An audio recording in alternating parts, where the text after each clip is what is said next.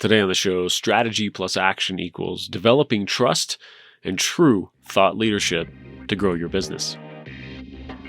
Great coaches and consultants like you have the ability to change people's lives and transform entire organizations. And your impact can often go far beyond the clients you work with. One of the reasons I love working with coaches and consultants is because of that ripple effect. This show is here to highlight your expertise and empower you with resources and new ideas to grow your business. Welcome to Strategy in Action. Randall Craig is on the show today, and we have a phenomenal conversation digging really deep into a couple of these core areas of growing your business overall. And that's a big, giant, broad term, right? Go grow your business. But we start that conversation there because Randall does that. He helps organizations, big and small, usually big these days, really transform their businesses in so many different aspects of business. And what we dig into today is this area around thought leadership, the meaty version of that, the really getting to that level, a level beyond just being an expert in something, but actually being considered a real thought leader and what that entails, and not just, the term we sort of hear thrown around a lot. And then the aspect of truly building trust with your potential clients out there, your existing clients. And Randall gives us some great frameworks on evaluating where we are truly in that area of thought leadership, in that area of trust as well, that not only allows us to evaluate how we're showing up, but gives us some markers to go, oh, okay, well, here's how I can get more purposeful with doing these things to increase my level of thought leadership, my level of trust. And so it's just an amazing, deep, wonderful conversation, and I know you're going to love it. All right, let's jump in. Randall Craig, welcome to the show. Glad to be here. Oh, this is going to be so fun. I'm so glad we actually connected on Lunch Club of all places. It was my first Lunch Club call, and I hit the jackpot. Hopefully all the other ones were just as good too, but I also enjoyed it. Thank you. Yes, I was, just intrigued. I looked back recently on just pages of notes that I had just from that connection call on how you're helping people, what you're doing for business, and my goodness, even helping me during that call and giving me some guidance was just fantastic. And I'm really excited to have you on the show because there are certainly hundreds of things we could go and talk about. We'll pick a few for today, but I love your experience with this, and your specific insight in how you've structured what you're teaching people and guiding people in all of that. And I really wanted to dig in today on how people can grow their businesses, and that sounds so generic, right? It can sound so like, oh, well, you could pick a broader topic, but it's so key, and it's such a great jumping off point for us because essentially that is what you do at its core in all these unique ways, and it's incredibly important and something we all need so much. So I want to give folks, before we dig into a couple of these specifics, give folks a little bit of context on how you are helping people right now and what's got you to that point. Well, as we talked about before, I'm a serial entrepreneur. I've built and sold a bunch of businesses. I was a senior executive at an American public company. I've written 8 books. I've done a whole ton of research, and I spend a lot of my time either speaking as a Hall of Fame speaker on business growth, or coaching CEOs directly on how they can grow their organization or de-risk it or simplify the complexity. And really what I do is a lot of, have you thought of this? People know what they know, but they don't know what they don't know. And just having a bit of an extra brain saying, hey, have you thought about this? What if we looked at it this way? Here's another approach, or here's a tool, or here's a process that might actually help. And that's really where I spend my time. That's great. And it reminds me of something you shared on how you kind of first engage, that first call you have with people, I thought was very both unique and powerful. Do you mind sharing kind of your approach? You know something? Yeah, absolutely. Years ago, people would knock on my door, clients or non-clients actually, and say, "Randall, can I take you out for a steak dinner?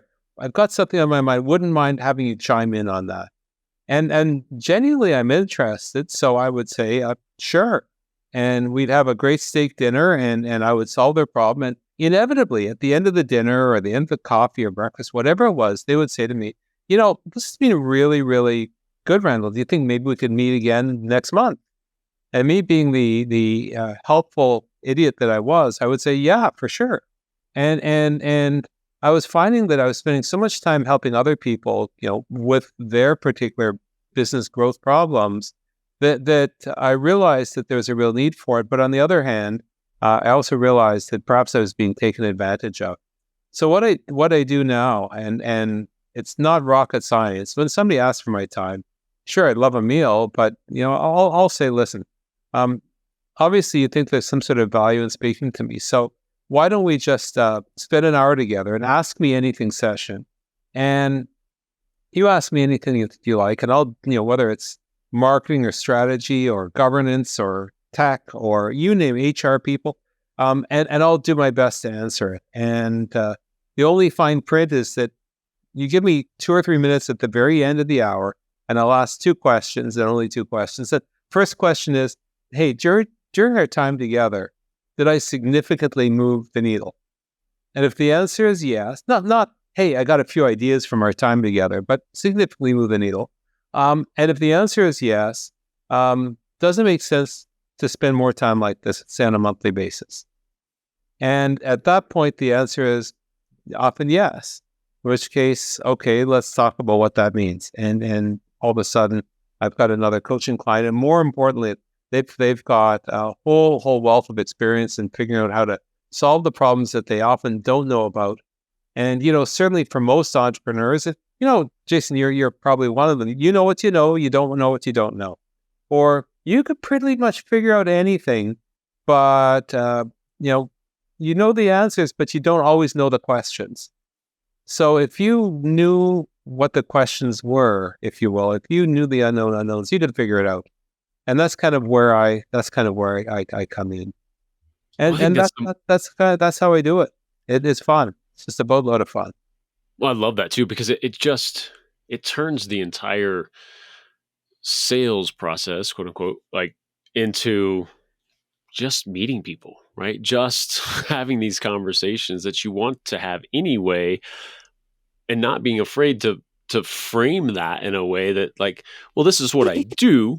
This is how I help people. One of the ways, for a living. So there's a business component, and I think that's just a great positioning aspect too, to both be confident in that. I don't feel bad about giving my time to people that I who've got fascinating businesses and who are interesting people. And if it's not a good fit, I'm just going to say, well, I just don't think it's a good fit. But in a certain sense, this podcast is almost a microcosm of that, because here we are, you're the interviewer, and you've got 1 hour of your time to ask me anything, and me as the interviewee. My job is to do what? It's not to sell. It's not to, try and pitch or whatever. It's really just to answer your questions. And hopefully all of the viewers, listeners will get some benefit too.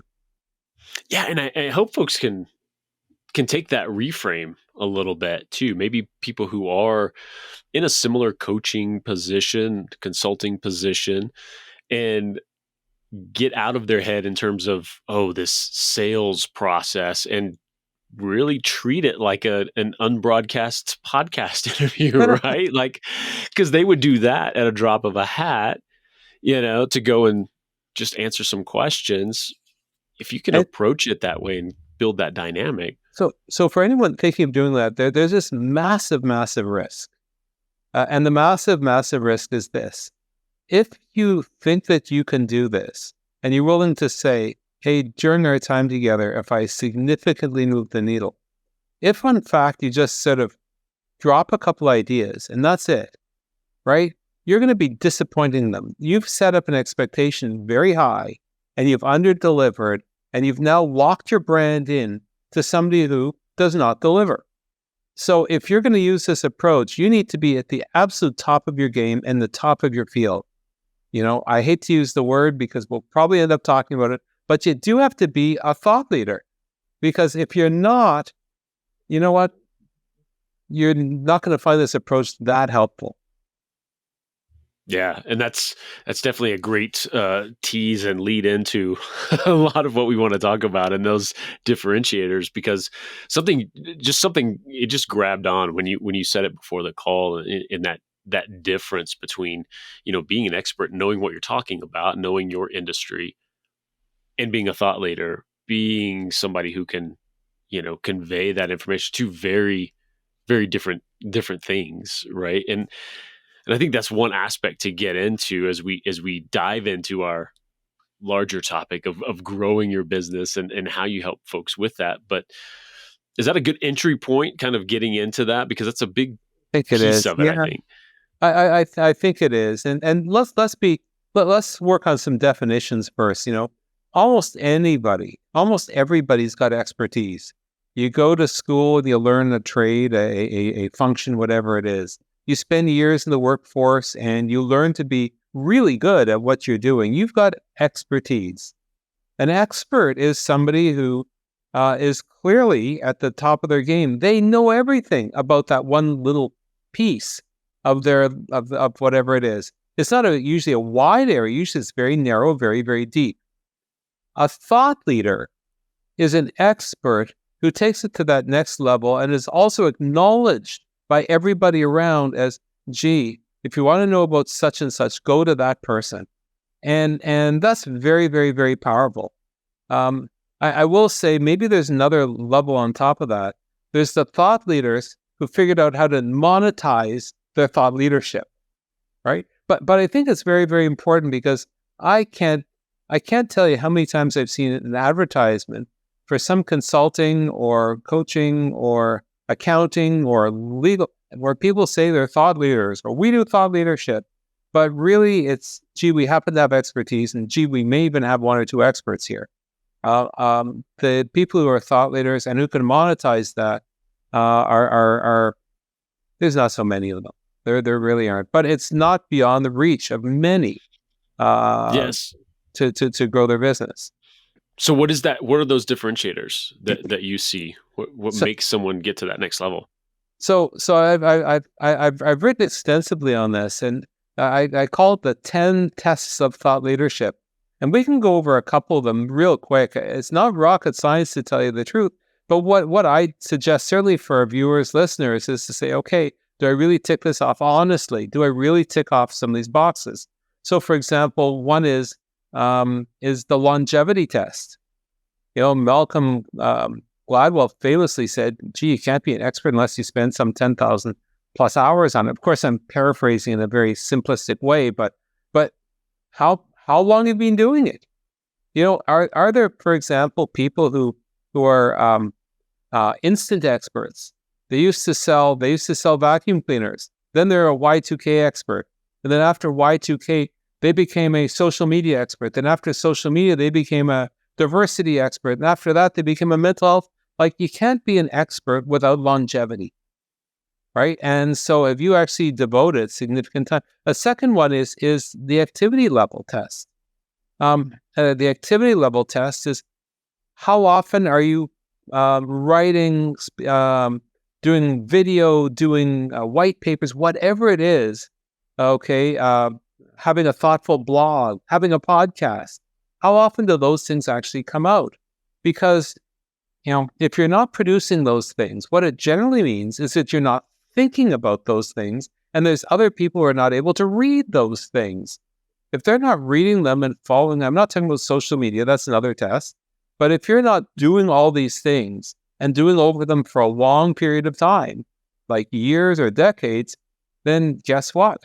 If there's somebody who magically for the first time springs out as doing lots of stuff, they're very busy on Twitter, that by itself does not make them a thought leader. It's just one little thing, okay?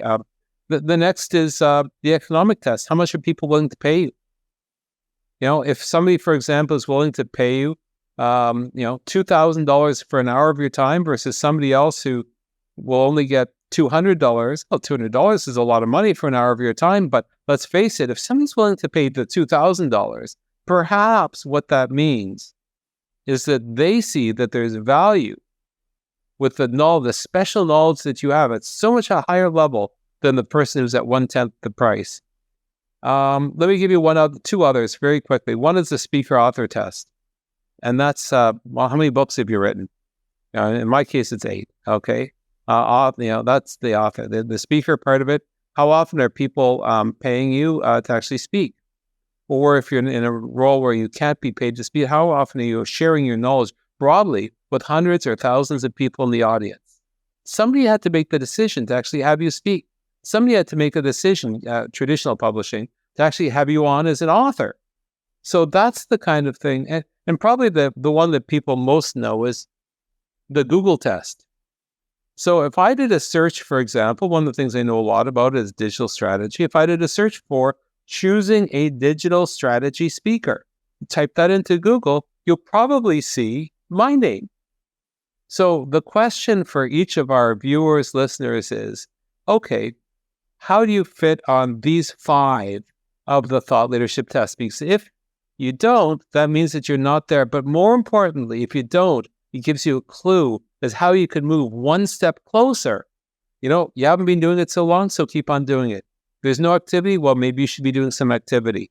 If people don't see the value, what can you do to showcase the value that you provide, and so on and so forth. So I'm doing more talking than listening, Jason. But no, do these make sense to you? Oh, big time. It's so great. And you hit it there at the end too of exactly, it's not just a test of, a pass fail on the, where are you on this? It gives you a frame to go, oh, yes. Yeah, I need to hit this. I need to hit that, because I think we can all get caught up in, again, knowing we're experts, we have our thing, it's all that, but nobody's paying me attention. No one's hiring me. No one's doing this. Okay, well, taking into account, let's say you are an expert. You are fantastic, right? Once somebody gets to know you, is it the outside world's fault that you don't have these things, or is it yours? Because if you don't make those things public, and I think this gets into a realm too of like it or not, right? Like some people, I shouldn't have to be on social or post this stuff or be public with well, you don't have to, but this is the world we're in. Oh. And demonstrating it is another level of expertise in a way that just knowing it and keeping it in here isn't. Yeah, the world's best kept secret problem. But you asked you sort of asked a certain question. If I could unpack what you just said, is if business isn't coming into you as an expert or as a thought leader, why? And really, there's only a few reasons why. Number one, what you just said, they don't know about you. So fine, activity level tests, you can do something. But here's a couple other ones which aren't as comfortable. Maybe there's no market for your expertise. How many people today can honestly say there's a market for Y2K expertise? No, of course not, right? So no market for your expertise. Here's something else that's also a little uncomfortable. Maybe you're not responsive, or maybe you're hard to work with. Maybe that's why, despite having the expertise. Maybe, oh my God, this is a tough one. Maybe you're not an expert. And the people who are really experts are the ones who might be able to get the business before you. There's nothing left for you. And maybe, and this is something also that's very fixable, maybe you're not asking for the business. Because just because you're an expert does not mean, therefore, business will find you. It's what the mathematicians call, it's a necessary but not sufficient criteria, right? And so, you got to ask, right? But the other things have to be in place, because if you ask and you don't have those other things in place, it doesn't matter. Okay. Yeah. thought leader, expert, it really doesn't matter. So Yeah. And again, I think that's the power of having someone like you come in, because we don't know what we don't know. Number one, first to get an awareness, right? Like, come across this episode, your site, have these 10 things show up, and to be able to, number one, go looking for that. But even if you just run into it, right? And you start thinking, oh, wow, maybe I'm not. And that's where you get that outside perspective on, wow, I've assumed, because I put X amount of years into this, I have this expertise. Maybe I'm not, because I'm not going through the motions of the activity piece, having that, asking the marketplace, is there a need for it? When you go through it, it's not just to get known. When you go through that, which is very much your point, I'm sure on the thought leadership side, you actually, you think about this stuff bigger, better, broader when you commit, words to paper or whatever it may be, or to video or to podcast. And it's that process of working it out, putting it in public, getting feedback. Oh, that's interesting. Iterating on that. And that's the piece too, that's a little bit deeper, that I don't think is talked about enough. People hear, oh, the activity, okay, let me put stuff out, as just this output thing, and they don't think about it as actually a part of cultivating this thought leadership. So this is a big problem with everybody, especially me, by the way. We all have this bias to action. Okay, listen, for people who are working at a big company, you've got your annual objectives, and you've got your tasks, and you've got your deliverables, and you've got to get it done, and we got to be fast, we got to be responsive. Like, there's this whole big bias to action thing, which is necessary if you want to compete. But that's diametrically opposed to the whole concept of maybe we should actually spend time thinking, critically thinking. And so the critical thinking skills are very, very important.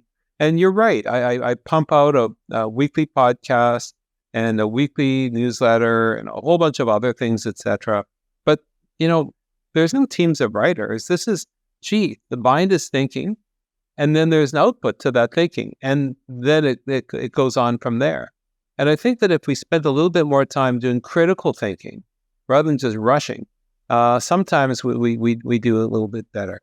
But that's a good sidebar. The question, though, I think that is also interesting is, okay, so where does thought leadership sort of take us? Because in a certain sense, if you've got low thought leadership, okay, well, you're just a commodity like everyone else. But if you've got high thought leadership, well, don't like college professors have high thought leadership? There's all these academics.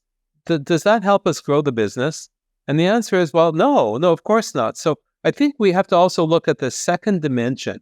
So if you imagine thought leadership low to high along the bottom, and then going up and down the y-axis, we had trust and becoming a trusted advisor. At the very, very low end, if you've got low thought leadership and low trust, at bottom left quadrant, yeah, you're still a commodity.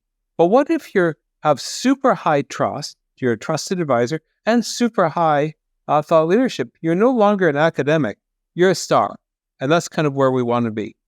And just for completion, Jason, if you've got very high trust, no thought leadership, I call those golfers, right? It's all purely about the relationship, but there's no thought leadership. They'll be successful, just like academics can be successful, but they don't have everything. And so everybody likes them, but yeah, there's not maybe the substance there. Right. So what we can do is, if we look at trust, for example, and say, okay, so how do we compete on trust? Because if we get trust up and thought leadership up, there we're in that magic quadrant. We're in that wonderful square, a place where we can actually do something. I love that. So how do we get there? Because that's something besides being the golfer that everyone like, I got to be somebody everyone likes. I think that's where our minds go, maybe, instantly. But there's probably more methodology to that and stuff that we can do.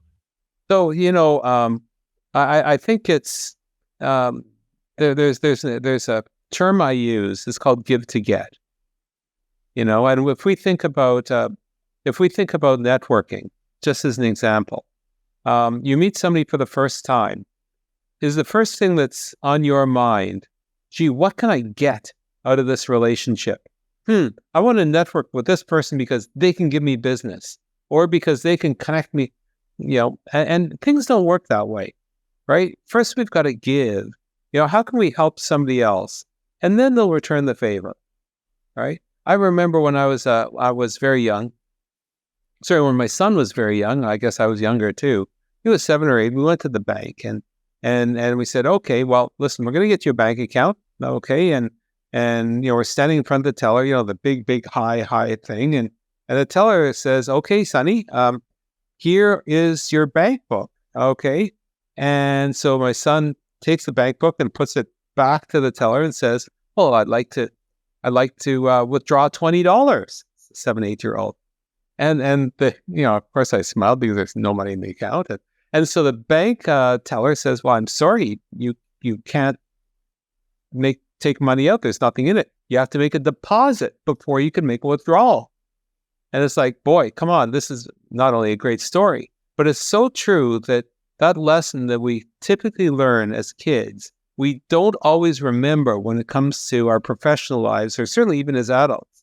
And so when we go to a networking event or we're meeting a prospect, etc., if the first thing that pops into your mind is I need to make that withdrawal, I'm going to suggest first you make the deposit. And for those who've got clients, the question still remains isn't how do I get more of their wallet share? Or how do I sell more stuff to them? The question should be, how do I help them? How do I help them? What do they need from me? How can I give? Because eventually it'll become less of a transaction. Okay. These transactions effectively will power the relationship.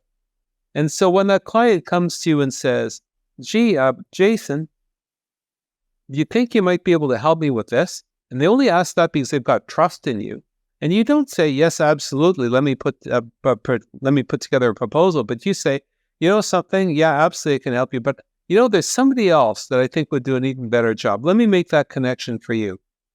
And when you do that, Jason, you've now hit the point of being that trusted advisor, because you're not going to because you're the technical guy who can do task X, but they're going to because they trust in your judgment and they know that you won't actually steer them wrong. And by the way, when they come to you with something where you are actually the best person to do it, what's going to happen? You're going to do it. And they know that whatever you say is going to be exactly right because that trust level is so high. So the transaction of give to get, give, eventually it'll come back. And this isn't a woo-woo kind of the secret kind of thing. It's really more a question of you're never trying to sell. Okay, you're really trying to help people achieve what they're going to achieve. And when that happens, whether it's a referral or whether it's direct business, they will then help you. And that's how you become, step by step, that trusted advisor, give to get.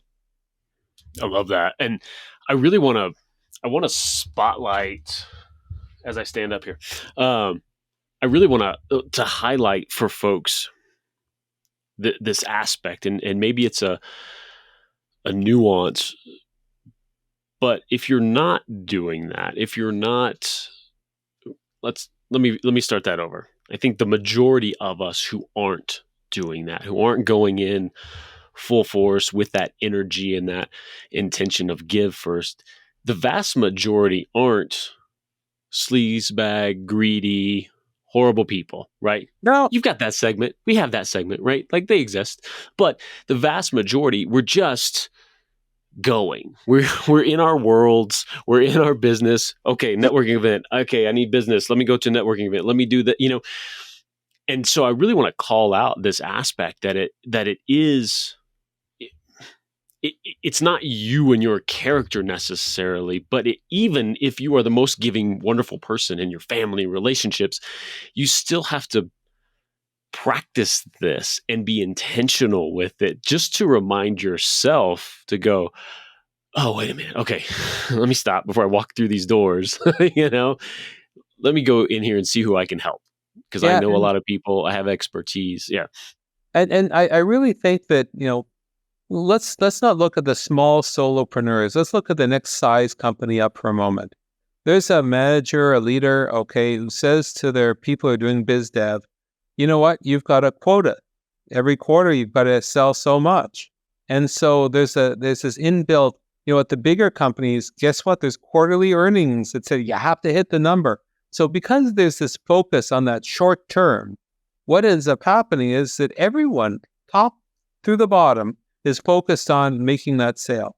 But you know what? When you sort of run up against the wall and the person say, when you make the pitch and they say yes versus no, okay, the typical sales biz dev entrepreneur is going to say, okay, on to the next, on to the next, on to the next. But really when they say no, really what they may be saying is not yet. Your thought leadership isn't sort of up to the point. Your trust may not be as high as it needs to be for me to move forward. My timing, that's on me. My timing, I'm not ready to buy, etc. So the question then becomes, how do you make sure that when they are ready to make the commitment, that they have trust in you and that you can actually do the job? And that's really where this give to get comes in, because it's so easy to throw away the nose and say, gee, the conversion rate of 5%, well, if we move it up to 6%, that's a 20% increase in conversion, if you will, on sale, which goes right to the bottom line. But my question is, what happens to that other 95%? And if we do give to get to those, over time, that's going to power the 5%. That will be the 5%, because it's no longer looking for new zip codes. It's a question of nurturing those that are ready, in your funnel. Yeah, and that is one of the most overlooked aspect, where you look at it as follow up, whether it's nurturing, whether it's maintaining those relationships. How do you recommend folks do that when they've gotten a no, but you want to keep, and you don't? It's not the every 2 weeks just following up, nonsense email, but actually nurture and continue to give during that process. So first of all, Jason, that's such a great question.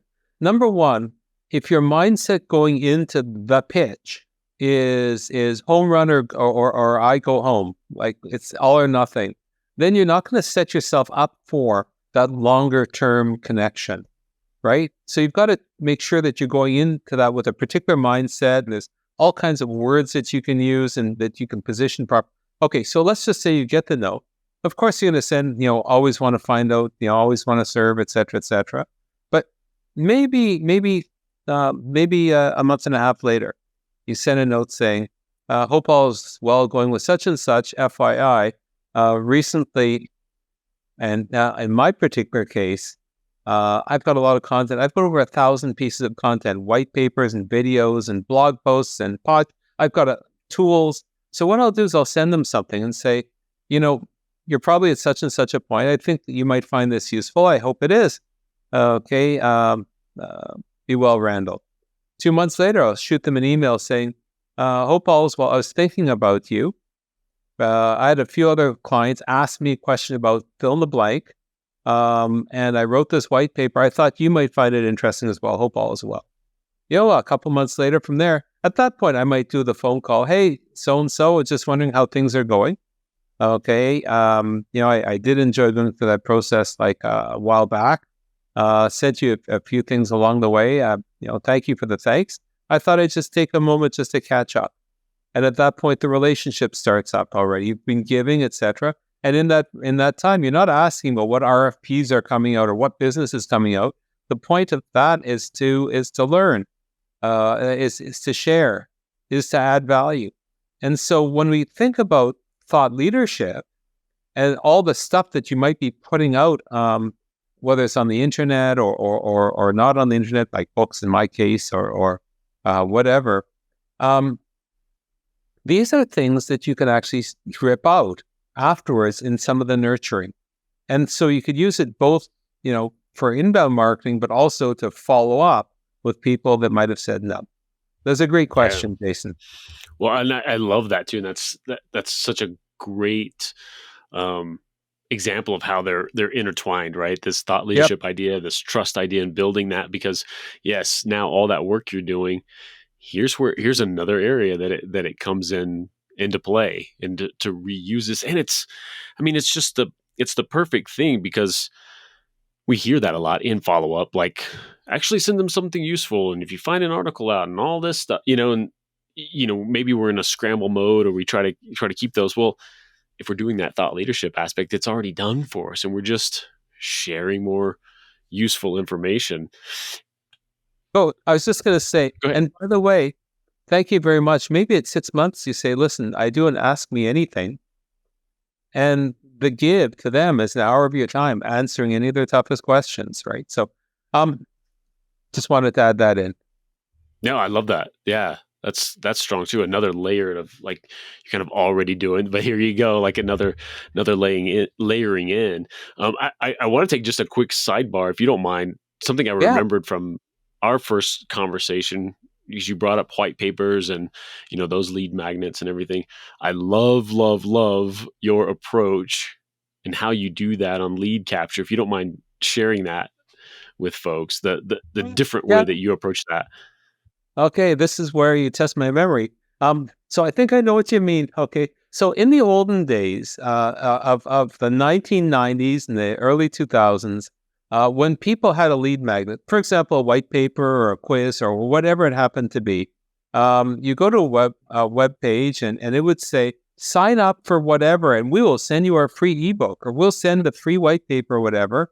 And the issue there, of course, is that well, it worked back then because people weren't so cynical and they weren't bombarded. And we all know that if you filled that in within half an hour, there'd be some phone call from somebody saying, oh, I see that you downloaded such and such. You must therefore be ready to purchase, which it never worked. But so the problem is that so many people are doing lead magnets, things that actually might be really good lead magnets.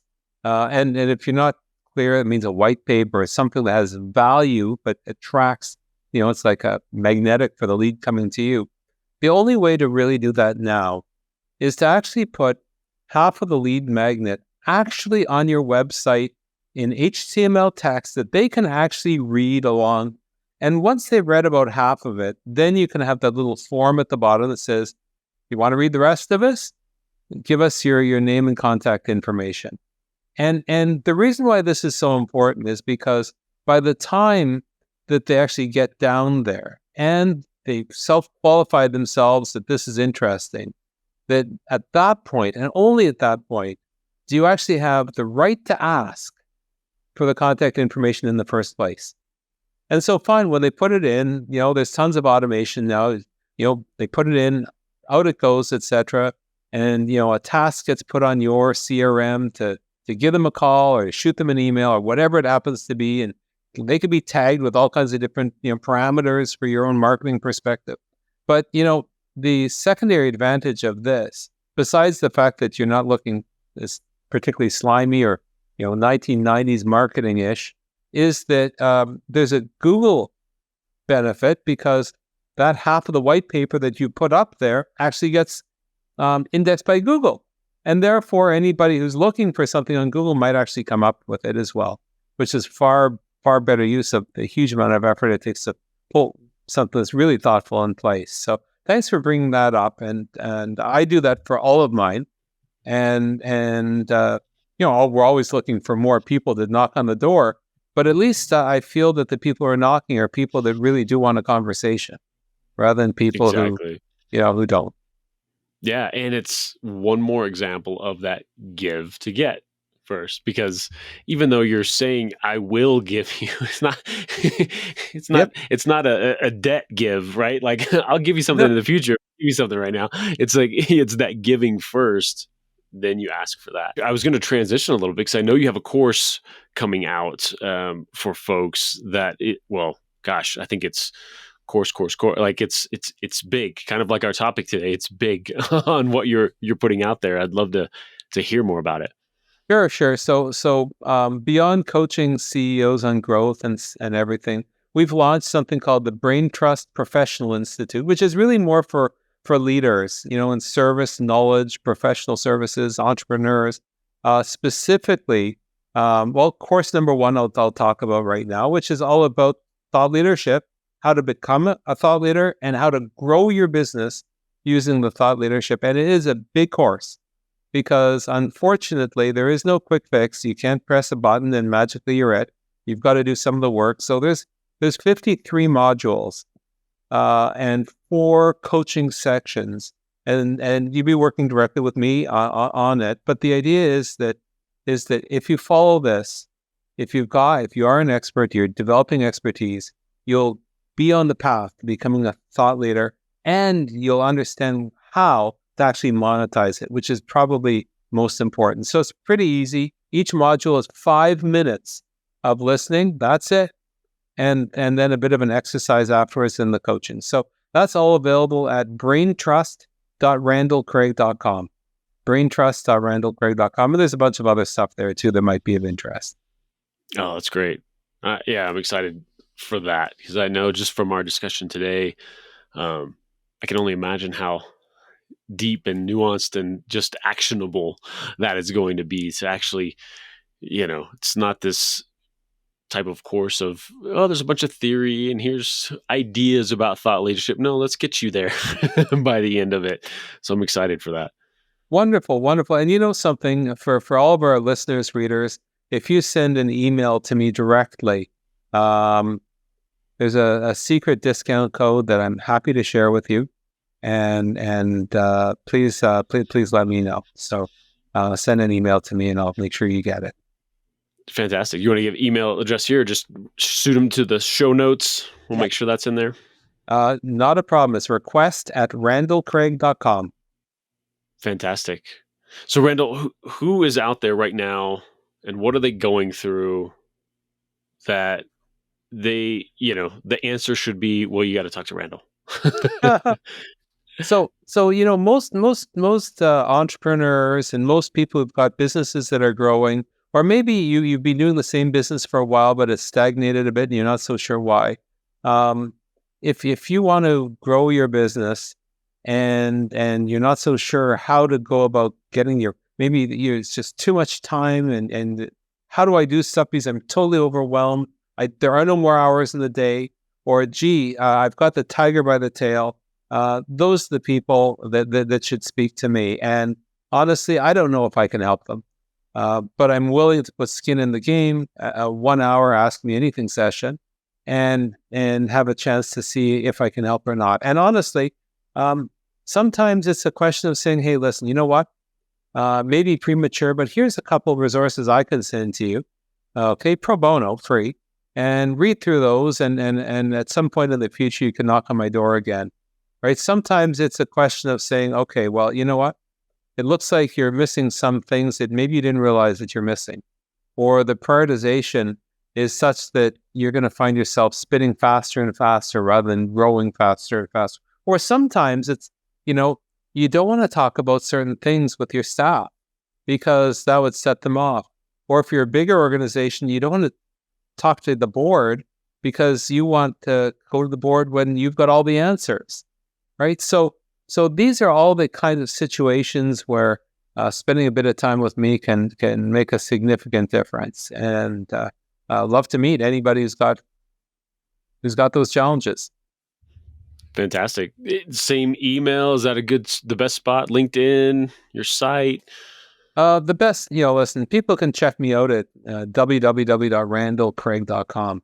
But if you're interested in that Ask Me Anything offer, shoot me an email directly at request@randallcraig.com, and I'll send you a link where you can find some time.